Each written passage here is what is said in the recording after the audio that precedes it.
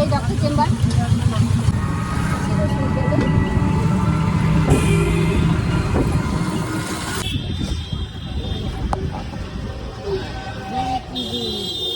চলো নামি, আবার নামি নামি।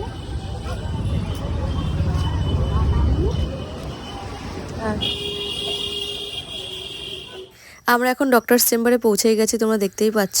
আর আরুকে এখানে ওয়েট করার জন্য বসিয়ে দিয়েছে, আর এখানে প্রেসক্রিপশনটা রেডি করে ফেলেছে।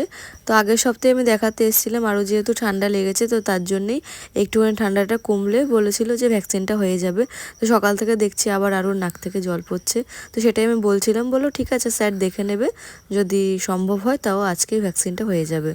আর এখানে দেখতেই পাচ্ছ ম্যাক্সিমাম সবাই ঠান্ডা লাগার জন্যই এসেছে। দেখলাম ম্যাক্সিমাম বাচ্চার ঠান্ডা লেগে রয়েছে, যেহেতু